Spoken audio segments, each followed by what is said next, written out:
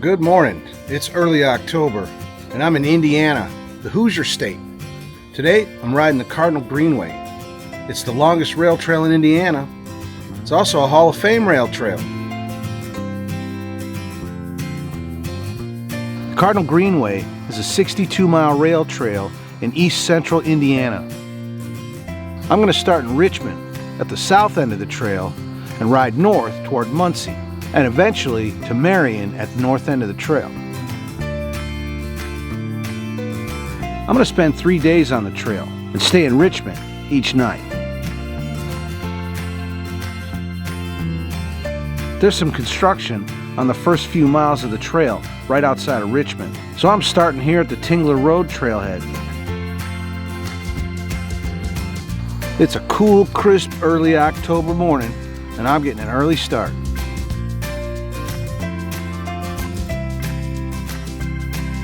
From here, the trail goes north through rural Indiana. Today, I'm riding as far north as Blountsville and back again, a round trip of about 50 miles.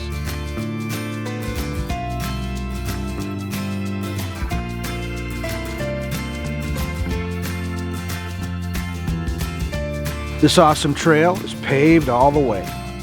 There's a few bumpy spots, but they're painted so that you can see them before you hit them. Most of the trails that I'm used to riding on are crushed gravel. A guy like me could get spoiled riding a trail like this. I'm riding the best trail in Indiana, the Cardinal Greenway. All right, so here we go, Hoosiers.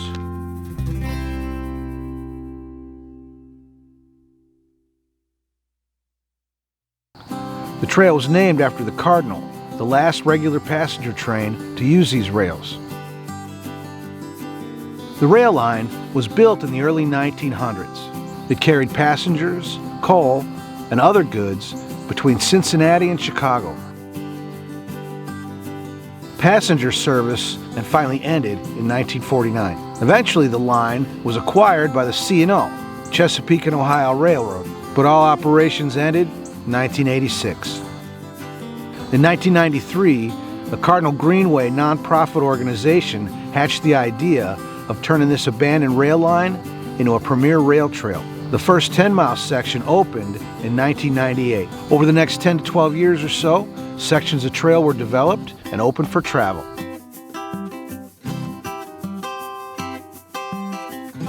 There's lots of trailheads with parking areas scattered along the trail. The signage is excellent, and the mileposts are made of boulders, and they're spaced a half a mile apart. The bridges and trestles were all built to look pretty uniform. It's easy to see that the people of Indiana take great pride in their longest rail trail. Between Richmond and Muncie, the trail goes through some small towns like Webster, Williamsburg, and Economy. There's not much in the way of services between Richmond and Louissantville. And there's really not much going on at all in Blountsville and Medford.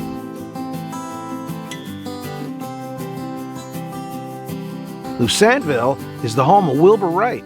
Before Orville and Wilbur invented the airplane, believe it or not, they were bicycle mechanics.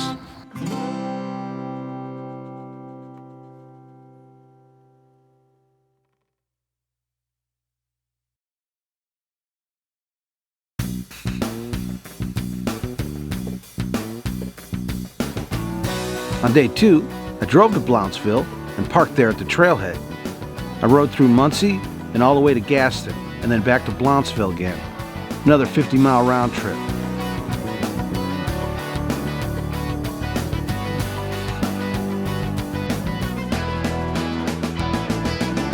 Outside of Muncie, the trail goes through a very rural area of Indiana. It's like corn on the left of me and soybeans on the right, and here I am, stuck on the trail with you.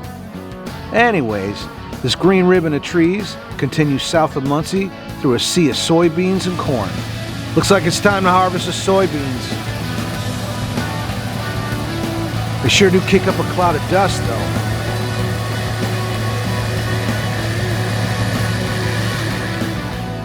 There's a lot going on in Muncie, a once powerful industrial town. Muncie is a small city about 65,000 people. This is Middletown, USA. In 1827, it was just a trading post known as Muncie Town. The name was shortened to Muncie in the 1840s and became the Delaware County seat. Muncie has a strong industrial past, known for its natural gas industry and glass and steel development. In the 1880s, Muncie was part of the Indiana gas boom. Muncie's also home to Ball State University, Ball U. Famous late-night talk show host David Letterman was once a proud Ball U Cardinal. The Weiser Street Depot in Muncie is a nationally historic place. Opened in 1901 and serving passengers until 1949. The depot stood vacant and dilapidated until the Cardinal Greenways took over and restored the building in the 1990s. The old railroad that once went through Muncie's industrial heart is now part of the Cardinal Greenway. So I was riding north along the trail, not too far into Muncie. I was having a good time when suddenly the trail stopped. Warning, the trail just came to an end. There was a crew working on the trail and there was no getting by them. It sunk in pretty quick that there was no way through, so I had to go around. I wasn't sure what to do, but after a bit of exploring, I found the detour. I bypassed the construction and went on my way.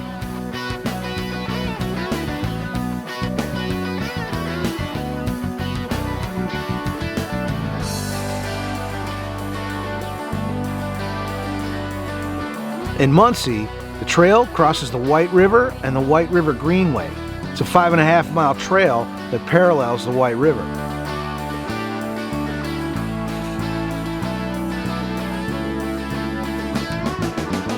Technically, the Cardinal Greenway is not really a trail. It's a greenway. A greenway is a ribbon of trees and relatively natural vegetation that runs through an urban area. The trail goes past the Red Tail Nature Preserve, 105-acre site protecting all kinds of creatures, not just hawks.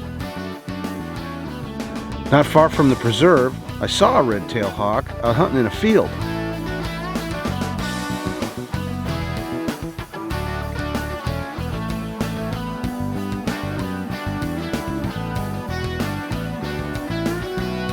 The trail continues north and west of Muncie all the way to Gaston, a little town out in the country. This is where the 11-mile on-road route begins. There's 62 miles of paved bike path, but unfortunately, there's an 11-mile gap just northwest of Muncie, between Gaston and Jonesboro. The rail corridor between Gaston and Jonesboro is currently owned by private landowners. There's an on-road bike route that fills the gap and connects the two towns. So I'm going to stop here for today and pick it up again tomorrow. I'm going to skip forward past this road route mess.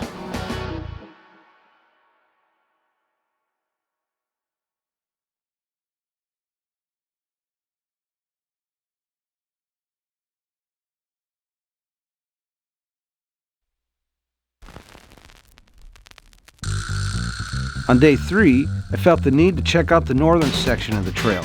So I drove past the on-road section and parked there at the Gas City Jonesboro trailhead. From there, the trail goes north, right through the center of Marion, a good-sized town of about 28,000. And true to form, the Greenway is tree-lined all the way through Marion.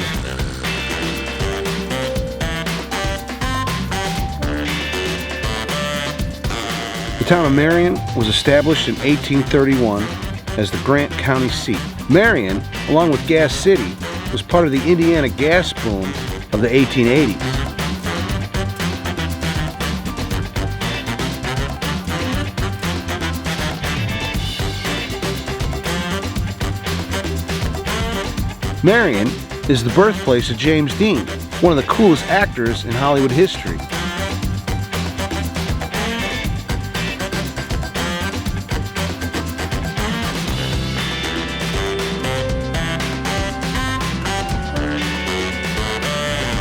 Some of the older sections of trail, especially around Muncie and Marion, are starting to show some age.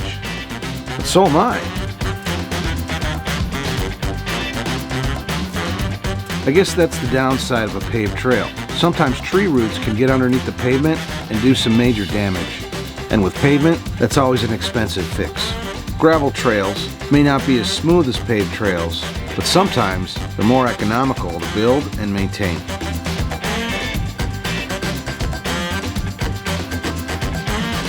But overall, I'd say 99% of this trail is in very good to excellent condition. North and west of Marion, the trail becomes pretty unspectacular as it opens up plenty of cornfield on its way to Sweetser.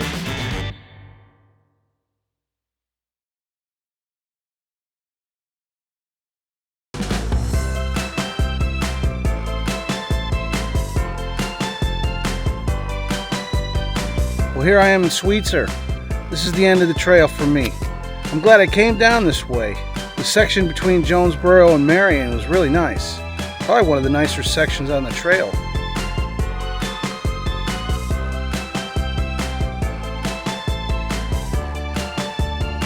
But Sweetser, here at the northwest end of the trail, is a real nice little town. Lots of small town charm up here.